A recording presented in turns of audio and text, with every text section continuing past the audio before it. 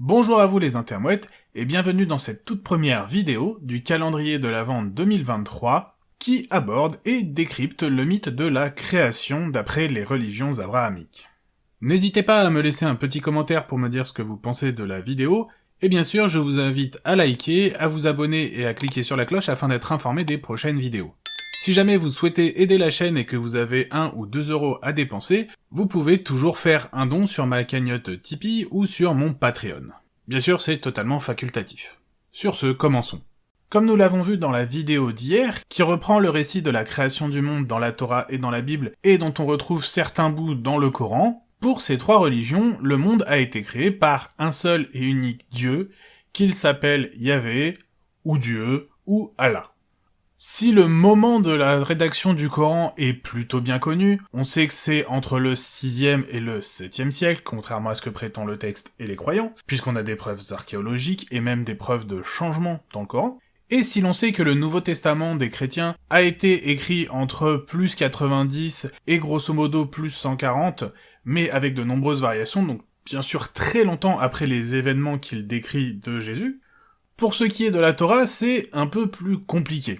En effet, toute la zone de la Palestine était franchement une zone à part, coincée entre de grands empires, Babylone d'un côté, l'Égypte de l'autre, plus tard Rome, mais également la Perse, la Grèce et tout. En gros, c'était vraiment le petit patelin du coin dont tout le monde se foutait. Et où tous ces empires passaient pour se faire la guerre entre eux, et en profitaient pour piller et tuer de temps en temps, mais sans trop non plus se faire chier à s'intéresser à ce qu'il y avait là. Du coup, on n'a pas véritablement de date précise, mais les données archéologiques qui ont commencé à être rassemblées pointent plutôt vers une rédaction assez tardive de la Torah qui aurait été commencée à être compilée en moins 400 et qui mettrait par écrit pas mal de traditions orales du coin. Alors que bon, le judaïsme prétend que la Torah a été rédigée par Moïse et que son but était de raconter tous les événements depuis la création du monde, jusqu'à la sortie d'Égypte, ce qui en soi est un non-sens.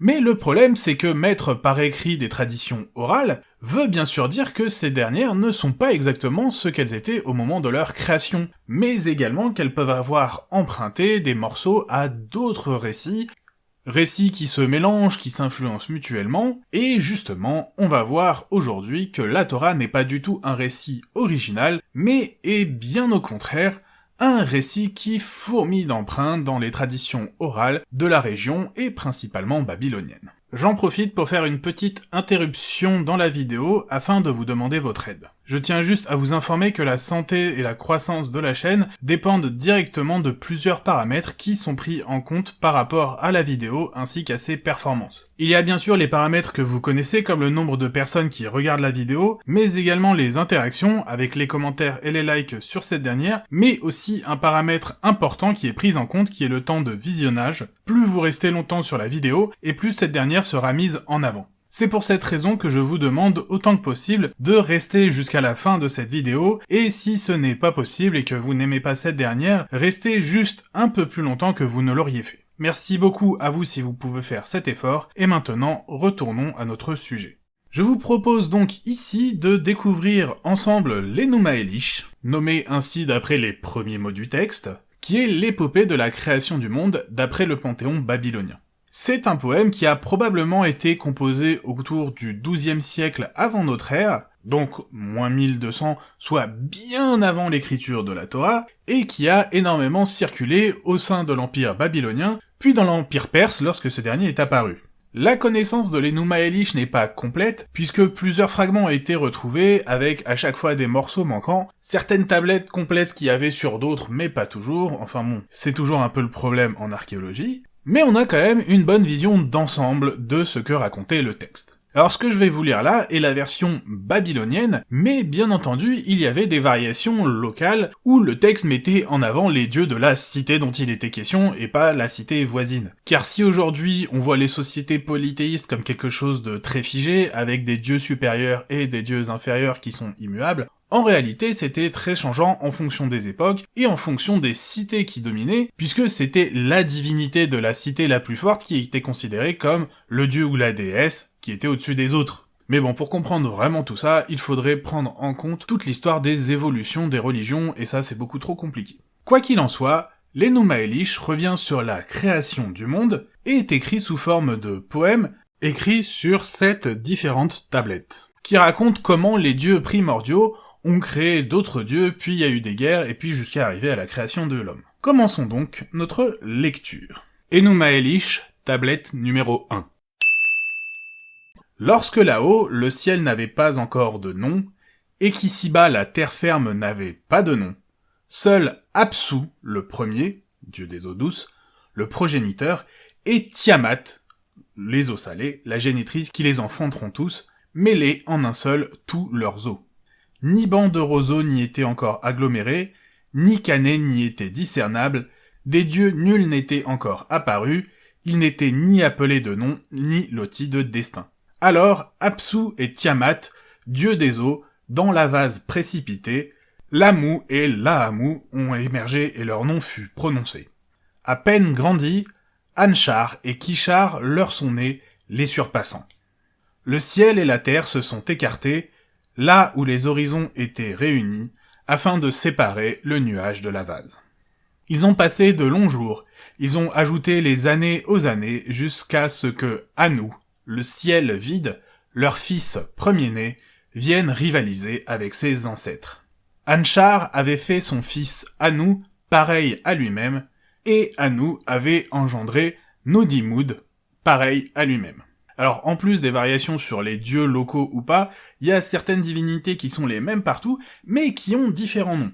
Par exemple, le Nudimmud dont il est question ici est également appelé parfois Enki ou Ea, et est le dieu qui intervient dans l'épopée de Gilgamesh quand on parle du déluge qui est raconté au fameux Gilgamesh par Utnapishtim. Donc je vais utiliser le nom de Nudimmud, mais sachez que si vous tombez sur Enki ou Ea, c'est exactement la même divinité. Continuons. Nudimmud était supérieur à ses ancêtres. Profonde était sa compréhension, il était le plus sage et le plus fort sous l'horizon du ciel. Plus puissant encore qu'Anshar, il n'avait aucun rival parmi les dieux, ses pairs. Les dieux de cette génération se réunissaient ensemble, et la discorde a éclaté parmi eux, bien qu'ils étaient des frères. Se battant et cognant dans le ventre de Tiamat, leurs clameurs résonnaient. Ils secouaient le ciel avec leurs danses. Apsu ne pouvait pas apaiser le bruit. Leur comportement était mauvais et fier. Mais Tiamat restait toujours inerte jusqu'à ce que Apsu, le père des dieux, a appelé Mumu, son vizir, des nuages. « Cher conseiller, viens avec moi voir Tiamat. » S'étant assis devant Tiamat, ils ont parlé ensemble au sujet des jeunes dieux, leurs enfants premiers-nés. Leurs nuisances me sont devenues insupportables. Je ne peux pas me reposer le jour, et la nuit je ne peux pas dormir. Ils se remuent pour leur compte, étant donné que nous n'avons fixé aucune destinée pour eux. Je les supprimerai et les disperserai. Ainsi, nous aurons enfin la paix et nous pourrons dormir. On dirait presque un préquel du Petit Poucet. Ainsi parlait Apsu à Tiamat, la resplendissante. Elle fut alors irritée, désolée, son cœur travaillé par la passion. Elle a crié terriblement et avec fureur. « Pourquoi devons-nous détruire les enfants que nous avons faits ?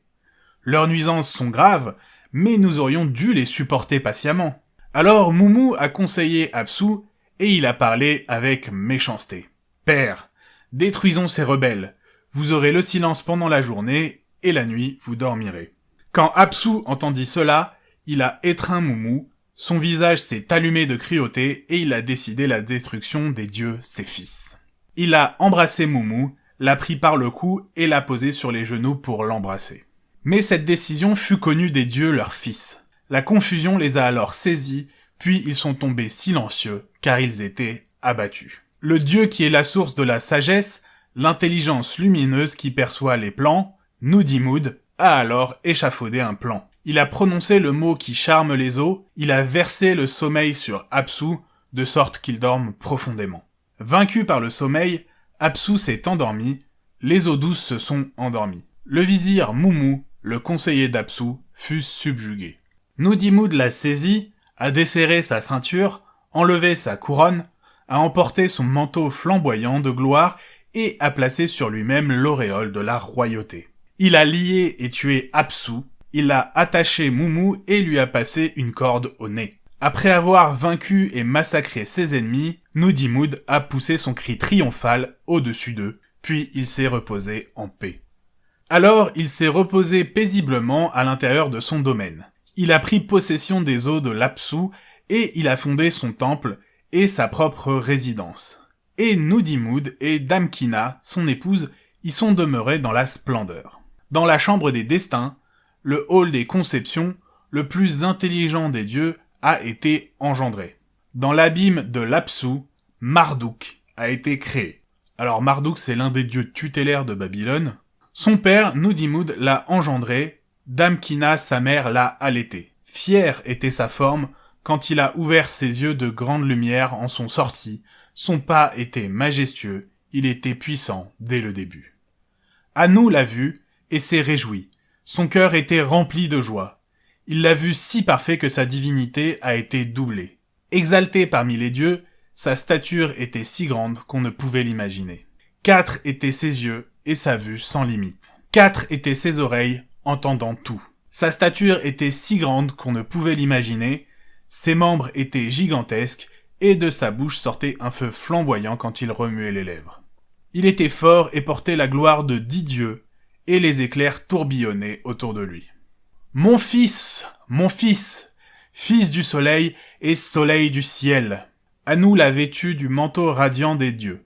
5 rayons effrayants ont été groupés au-dessus de lui. Anu a créé les 4 vents et les a mis dans la main de Marduk. Mais les autres dieux n'ont alors plus eu aucun repos, tourmentés par les orages de Marduk, ils ont conspiré secrètement en leur cœur. Ils s'approchèrent de Tiamat. À leur mère, ils ont dit « Ils ont tué Apsu, votre conjoint, et vous n'avez pas remué. Vous ne lui avez apporté aucune aide. Maintenant, Anu a appelé des 4 parties du monde ces abominables vents qui font rage, et nous ne pouvons plus nous reposer. Rappelez-vous Apsu à votre cœur, votre mari, rappelez-vous Mumu qui a été défait.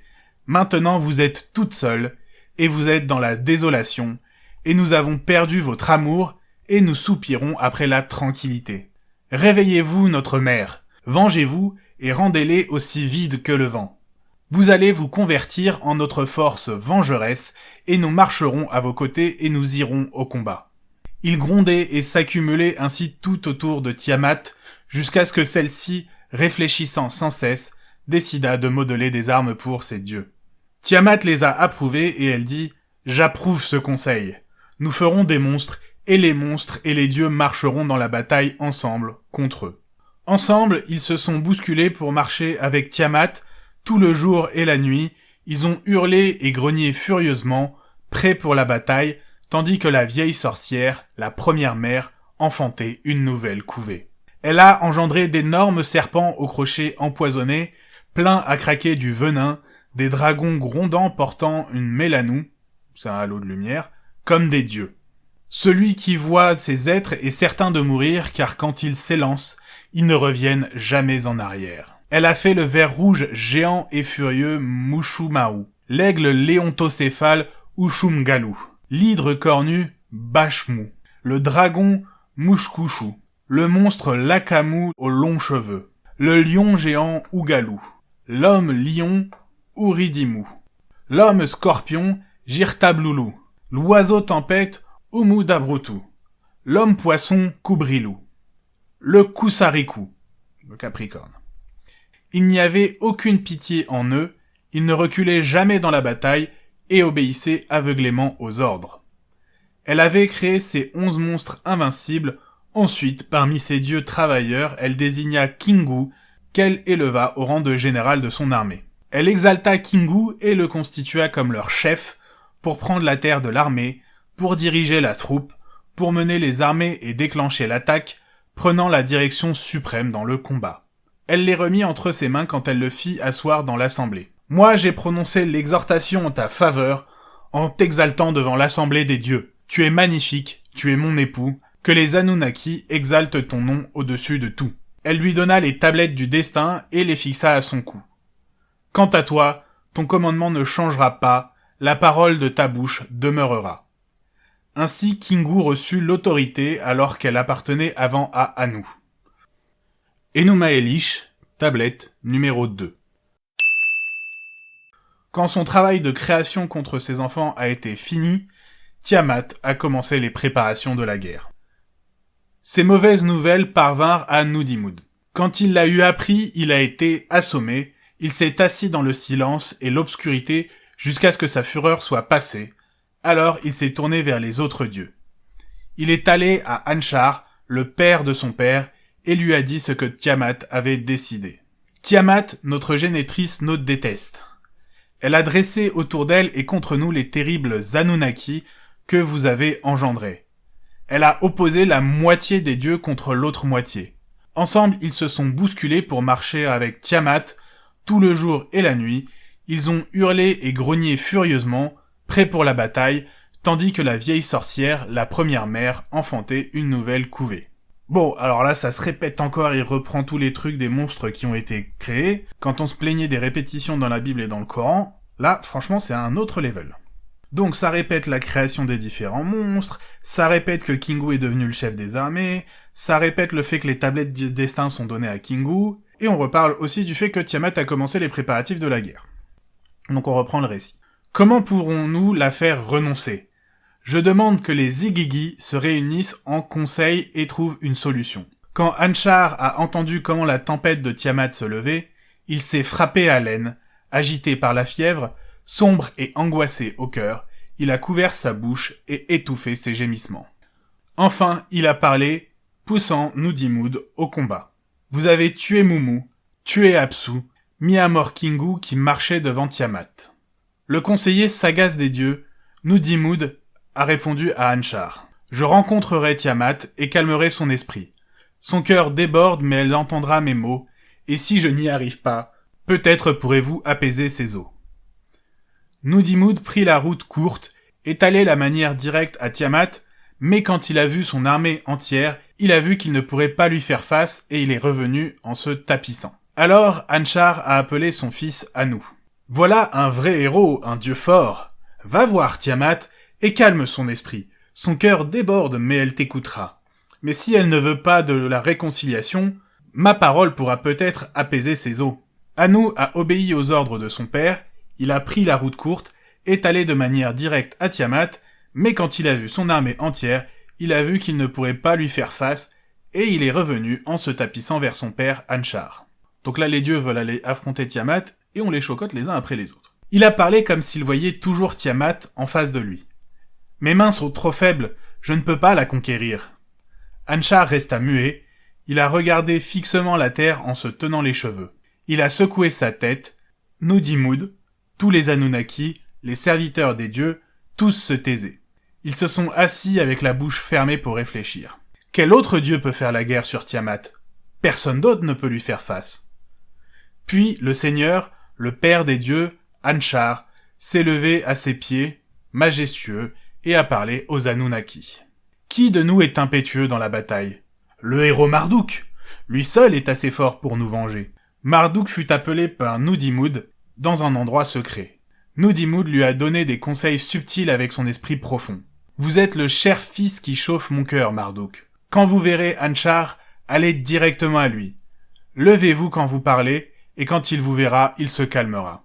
Le seigneur Marduk a exulté, il est parti avec ses beaux vêtements voir Anshar. Quand Anshar l'a vu, son cœur s'est gonflé de joie, il a embrassé sur les lèvres et a secoué son désespoir. Marduk parla à Anshar. « J'accomplirai ce que vous désirez ardemment pour la plupart en votre cœur. Quel héros vous menace ? Seulement une femelle ? Seulement Tiamat ?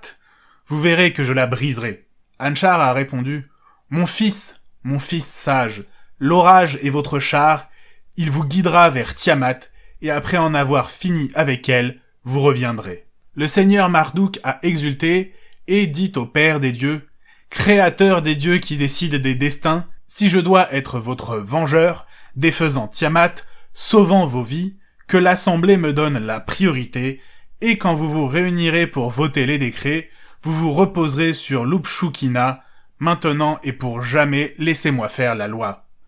Ce sera moi et non plus vous qui décidera de la nature du monde et des choses pour venir. Mes décrets ne seront jamais changés, ne seront jamais annulés, mais ma création supportera les extrémités du monde.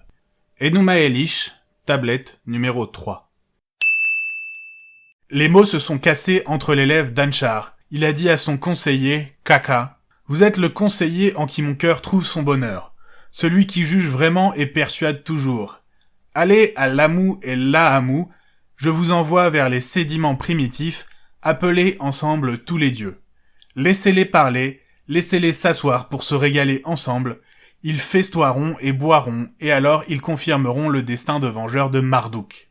Kaka, partez et répétez ceci. Je suis envoyé ici par votre fils Anshar, je suis chargé de vous dire ses pensées secrètes. Elle nous déteste, notre mère Tiamat, elle fait rage dans la turbulence et ces dieux que vous avez engendrés l'ont rejointe. Ensemble, ils se sont bousculés pour marcher avec Tiamat, tout le jour et la nuit, ils ont hurlé et grogné furieusement, prêts pour la bataille, tandis que la vieille sorcière, la première mère, enfantait une nouvelle couvée. Bon, on reprend encore tout le truc où il réexplique les monstres qui ont été créés, comment Kingu a été désigné général de l'armée, comment Kingu s'est fait remettre les tablettes du destin par Tiamat, et comment cette dernière a commencé les préparatifs pour la guerre. Ensuite, il doit réexpliquer l'histoire où les dieux ont essayé d'aller affronter Tiamat mais ont pris peur, puis le fait que Marduk veut bien aller casser la gueule à Tiamat, mais qu'il demande en échange de devenir le dieu suprême. Une fois que Kaka a entendu tout ce qu'il devait raconter, on reprend le récit. Kaka est descendu voir l'Amu et l'Aamu, se penchant, il a embrassé les sédiments primitifs et la terre à leurs pieds et livré le message aux vieux dieux. Et là, Kaka reprend absolument tout ce qui lui a été demandé de raconter. À savoir que c'est Anu qui l'envoie, que Tiamat veut leur faire la guerre, que les autres dieux ont rejoint Tiamat pour faire la guerre, qu'elle a créé des monstres, qu'elle a nommé Kingu général des armées, qu'elle a remis les tablettes du destin à Kingu, que les dieux ont tenté d'aller affronter Tiamat mais qu'ils ont eu les chocottes, que Marduk veut bien aller l'affronter lui, mais qu'il demande en échange d'être le dieu suprême et d'avoir toute l'autorité, et que du coup, ils sont cordialement invités à venir discuter de ça. Donc on reprend. Quand l'Amu et l'Aamu ont entendu ceci, ils ont murmuré ensemble, les dieux ont gémi avec détresse. Quelle décision étrange et terrible, Tiamat est trop puissante pour nous. Alors ils se sont préparés au voyage, tous les dieux qui déterminent la nature du monde et des choses à venir sont venus à Anshar, l'Upshukina fut rempli. Dans le hall, les voix héréditaires ont été entendues, les dieux se sont assis au banquet, ils ont mangé, ils ont bu. Ils mangèrent le pain et prirent le vin, ils mouillèrent leurs coupes en buvant la douce liqueur. Quand ils eurent bu la forte boisson, leurs corps se gonflèrent, ils commencèrent à crier. Quand leur cœur s'exalta pour Marduk, leur vengeur, ils fixèrent le destin. Enuma Elish, tablette numéro 4. Et c'était l'état des dieux quand ils ont décidé du destin de Marduk. Ils lui préparèrent un trône princier, en présence de ses pairs, il s'assit dessus pour recevoir le gouvernement. Ô Marduk, tu es réellement notre vengeur. Nous t'avons accordé la souveraineté sur l'univers. Quand tu t'assois dans l'assemblée, ta parole est suprême. Tes armes n'échoueront pas, elles écraseront tes ennemis. Ô Seigneur, protège la vie de celui qui a confiance en toi, mais renverse la vie du Dieu qui a conçu le mal. Tu es plus grand que tous les grands dieux, ta renommée est plus juste, la parole de commandant, la parole du ciel, ô Marduk, plus grand que tous les grands dieux, l'honneur et la renommée, la volonté d'Anu, le grand commandeur, la parole inaltérée et éternelle. Là où il y a de l'action, tu es le premier à agir, là où il y a un gouvernement, tu es le premier à régir, pour élever les uns et abaisser les autres, tu es le cadeau des dieux, absolu de vérité, volonté illimitée. Marduk, notre vengeur, nous vous avons appelé ici pour recevoir le sceptre, pour vous faire le roi de l'univers entier. Quand vous vous asseyez sur le synode, vous êtes l'arbitre, dans la bataille votre armée écrase l'ennemi. Seigneur, économisez la vie de tout Dieu qui se tourne vers vous, mais quant à celui qui a saisi le mal, de celui-là laissez la vie se répandre dehors. Ils placèrent un vêtement au milieu d'eux, et le plus âgé d'entre eux s'adressa à Marduk. Seigneur, tu es le premier d'entre les dieux.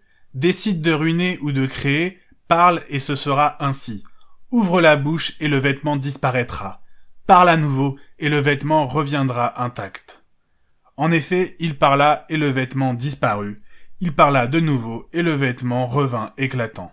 Quand les dieux, ses pairs, virent l'efficacité de sa parole, ils se réjouirent et lui rendirent hommage. Marduk est roi !» Ils lui rendirent le sceptre, le trône et le palu, et lui donnèrent l'arme incomparable qui repousse les ennemis. « Va et ôte la vie à Tiamat, que les vents emportent son sang aux extrémités secrètes du monde. » Ils l'habillèrent dans une robe longue de roi, le sceptre et le trône lui furent donnés, et les armes incomparables comme bouclier contre l'adversaire. « Va et ôte la vie à Tiamat, que les vents emportent son sang aux extrémités secrètes du monde. » Les dieux lui avaient assigné ce qu'il devait faire, toujours conquérir, réussir toujours. Puis Marduk fit un arc pour être sa propre arme, il a placé la flèche contre la corde, dans sa main droite. Il fit un filet pour attraper Tiamat, contenant les 4 vents, ainsi aucune partie de Tiamat ne pouvait s'échapper. Il leva la massue et mit sur son front l'éclair en même temps que son cœur se remplissait de feu. Avec le filet, le cadeau d'Anu, tenu près de son côté, il s'en alla. Il créa les ouragans et fit surgir la tourmente diluviale, tout en montant sur le char tempête. Im-Ulu, le vent atroce, la tempête, le tourbillon, l'ouragan, le quadruple vent et le septuple vent, le vent le plus mauvais de tous. Chacun des 7 vents a été créé et libéré. Abouba, son dernier grand allié, le signale pour l'assaut. Lui, il attela les quadriges d'orage au nom de Terreur, son chariot terrible, reine accrochée aux côtés, et a attelé l'équipe épouvantable, dents pointues et empoisonnées, le tueur, le sans-pitié, rapidité, il connaissait tous les arts de la guerre. Sur sa droite était le meurtrier, le meilleur dans la mêlée, sur sa gauche la bataille fureur qui souffle, le plus courageux, enroulé dans une armure, une terreur de sceau, une auréole horrible. Les mots magiques entre ses lèvres. Comme la foudre, il fila vers Tiamat. Celle-ci tenait entre ses mains une plante qui expulsait du venin, mais le seigneur s'approcha pour scruter son armée et percevoir les intentions des Anunnaki et de Kingu. Il observe et ralentit devant Kingu, l'époux de Tiamat. Et Kingu le voit, et il hésite, et ses dieux compagnons ont leurs yeux soudainement brouillés quand ils voient le héros courageux. Mais Tiamat, sans tourner son cou, hurle, lance des défis et crache de ses lèvres « Es-tu si important pour t'élever au-dessus de moi comme Dieu suprême ?» Alors le Seigneur a soulevé l'ouragan, la grande arme, et il a jeté ces mots. « Pourquoi vous gonflez-vous de fierté de sorte que les fils rejettent leur père ? Mère de tous, pourquoi avez-vous enfanté la guerre ? Vous vous êtes hautement exalté et avez élevé Kingu à un pouvoir illégitime. Vous lui avez donné le grade qui revenait à Anu. Vous avez maltraité les dieux mes ancêtres. Vous avez menacé Anshar, le roi de tous les dieux. Vous avez rassemblé des forces pour la bataille, disposé les attirails de guerre, levez-vous seuls et combattons-nous, vous et moi, en combat singulier. » Quand Tiamat l'a entendu, elle a perdu ses esprits, elle a été comme possédée et a poussé des cris perçants à haute voix, ses jambes se sont agitées, elle a prononcé des malédictions, alors que les dieux de la guerre affûtaient leurs armes. Alors, ils se sont rejoints. Marduk, le plus intelligent des dieux, et Tiamat, seul dans un combat singulier. Alors la terrible Tiamat ouvrit son énorme bouche, et le Seigneur lança son filet. Le Seigneur a tiré son filet pour empêtrer Tiamat, et le vent Im-Ulu est venu par derrière battre son visage. Quand elle a ouvert sa bouche pour l'engloutir, il a poussé le vent Im-Ulu dedans, de sorte que la bouche ne puisse plus se refermer. Et maintenant, il a tiré une flèche dans son ventre, qui perce l'intestin et coupe l'utérus. Maintenant que le Seigneur avait vaincu Tiamat, il avait pris sa vie, il a jeté sa carcasse, le chef a été tué, Tiamat était morte, brisée, sa bande dispersée. Ces dieux qui avaient marché près d'elle tremblent dans la terreur, et pour sauver leur propre vie, ils ont tourné le dos au danger, mais ils ont été entourés, tenus en cercle serré, il n'y avait aucune sortie. Il a cassé leurs armes et les a jetées en l'air dans le filet, ils se sont trouvés à l'intérieur du piège, ils ont pleuré et se sont cachés dans les coins devant la colère du dieu.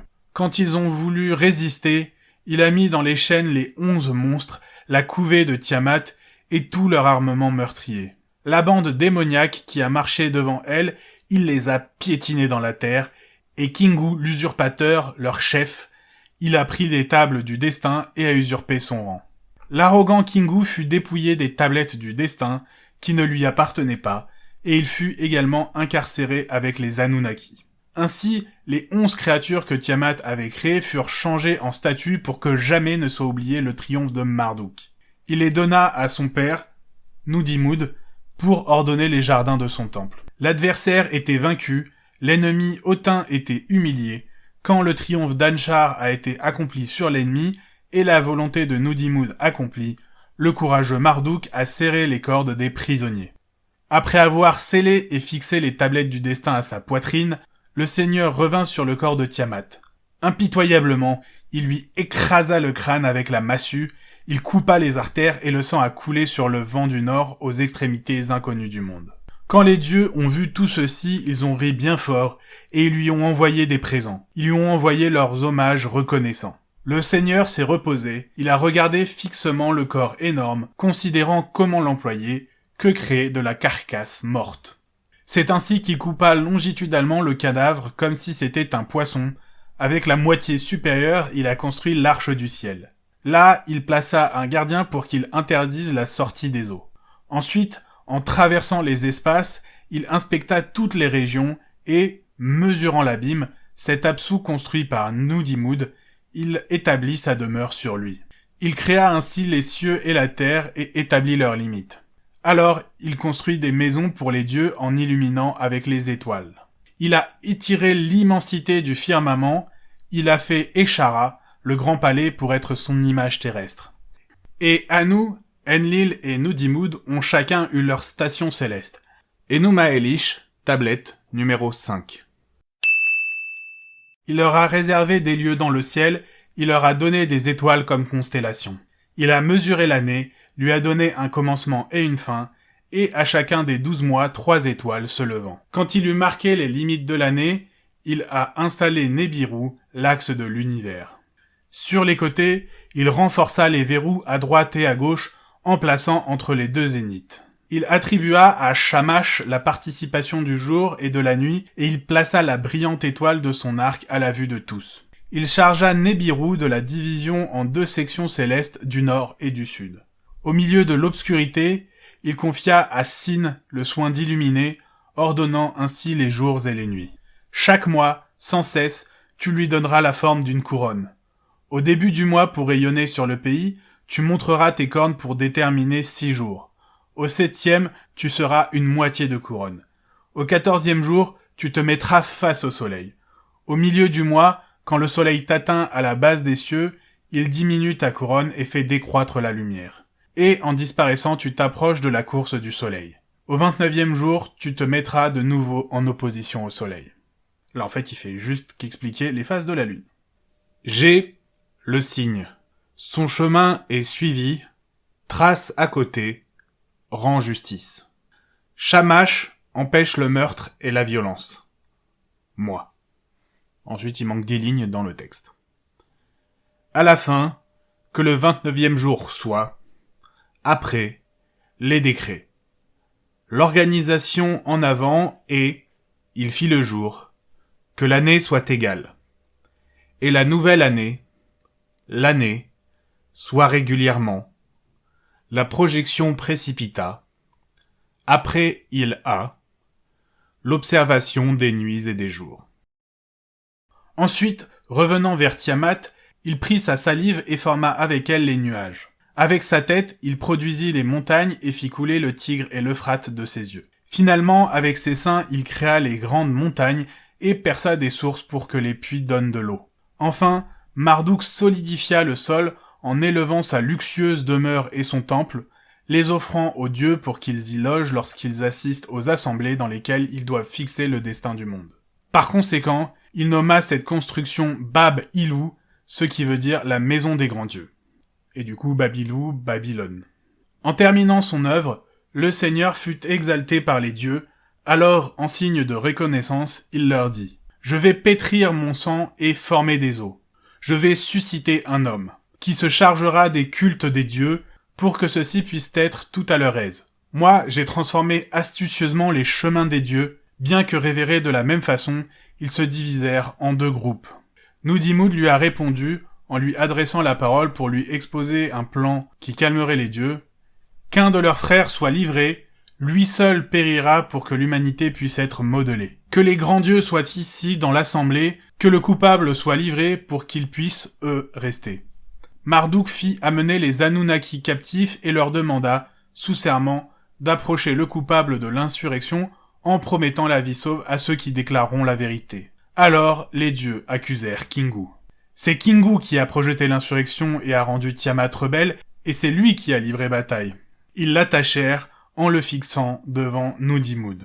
Ils lui demandèrent de rendre compte de sa culpabilité, et ils séparèrent son sang. Avec son sang, ils modelèrent l'humanité. Nudimmud, obligé d'accepter, redonna leur liberté aux dieux. Ensuite, Nudimmud, le sage, créa l'humanité, il lui imposa le service envers les dieux. Cette œuvre fut incompréhensible. L'assemblée ayant donné son approbation, Nintu, la dame de la naissance, mélangea l'argile au sang du dieu mis à mort.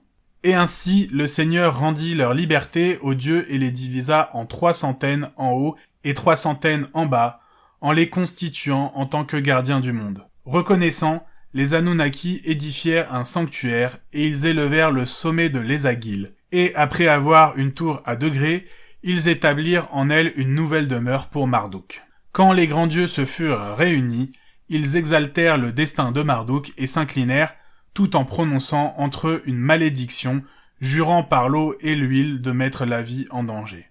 Que les têtes noires attendent leur dieu. Quant à nous, bien qu'on puisse l'appeler de nombreux noms, il est notre dieu, nous proclamons donc ses 50 noms. Et les étoiles brillèrent et tous les êtres créés par les dieux se réjouirent. L'humanité se reconnaissait également dans le Seigneur. Pour cela, qu'il y ait mémoire de tout ce qui est arrivé, que les fils apprennent cet enseignement de leur père, que les savants scrutent le sens du chant de Marduk, qui vaincut Tiamat et parvint à régner.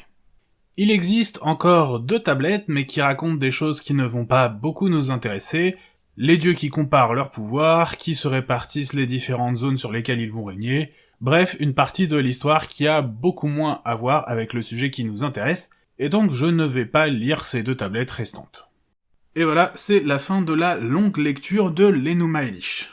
Bien que le récit ait pas mal de différences avec la Torah, la Bible et le Coran, il a quand même, dans son ensemble, pas mal de similitudes qui sont plus ou moins visibles, et que je vous propose de voir ensemble dans les prochaines vidéos. Je vous dis du coup à demain pour un nouvel épisode de Techniquement ce qu'il faut savoir, spécial calendrier de l'Avent.